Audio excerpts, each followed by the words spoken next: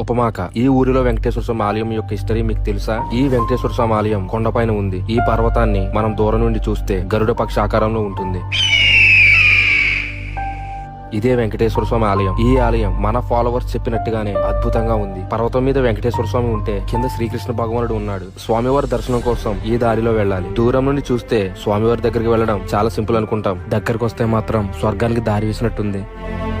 స్వామివారు కొండపైన ఎలా వెలిశారు? ద్వాపరయుగంలో శ్రీకృష్ణుడిని ఎల్లవేళలా తన వీపుపై ఉండేలా గరుత్మంతుడు వరాన్ని కోరతాడు. అయితే గరుత్మంతుడు దక్షిణ సముద్రం దగ్గర పర్వత రూపంలో ఉండమని శ్రీకృష్ణుడు చెబుతాడు. ఈ పర్వతాన్ని గరుడాద్రి అని అంటారు. అంతకు ముందు మునులు తమకు మోక్షాన్ని ప్రసాదించమని విష్ణుమూర్తిని వరాన్ని కోరుతారు. అందుకు విష్ణుమూర్తి దక్షిణ ధ్రువ ప్రాంతమంతటా అరణ్యంగా ఉండును. మీరంతా ఆ అడవి ప్రాంతంలో అడవి జంతువులుగా జన్మించగా నేను అక్కడికి కృష్ణావతారంలో వేటకు వచ్చి మోక్షాన్ని ప్రసాదిస్తానంటాడు. అనుకున్నట్టుగానే విష్ణుమూర్తి ఒకే ప్రదేశంలో ఇద్దరు కోరికలు తీర్చాడు. ఒకటి, మునులకు ఈ స్థలంలో విష్ణుమూర్తి కృష్ణావతారంలో వేటగాడిగా వచ్చి మోక్షాన్ని ప్రసాదిస్తాడు. 2, అదే శ్రీకృష్ణుడు పర్వత రూపంలో ఉన్న గరుడుపై వెంకటేశ్వర స్వామిగా స్థిరపడతానన్నాడు. అన్నట్టుగానే కలియుగంలో వెంకటేశ్వర స్వామిగా స్థిరపడ్డాడు. బహుశా అందుకేనేమో విష్ణుమూర్తిని డిప్లొమాటిక్ గాడ్ అని అంటారు. అయితే వెంకటేశ్వర స్వామి మొదటి పాదం ఈ పర్వతంపై వేయగానే గరుడాద్రి పర్వతం కృంగిపోవడం గమనించిన వెంకటేశ్వర స్వామి వెంటనే రెండవ పాదం 7 కొండలపై మోపి అక్కడే వెలిసి రాత్రులు మాత్రం ఇక్కడ విశ్రాంతి తీసుకుంటానని వెంకటేశ్వర స్వామి వరమిస్తాడు. అలా ఈ ఉపమాకలో వెంకటేశ్వర స్వామి ఆలయం ఈ గరుడాద్రి పర్వతంపై వెలిసింది.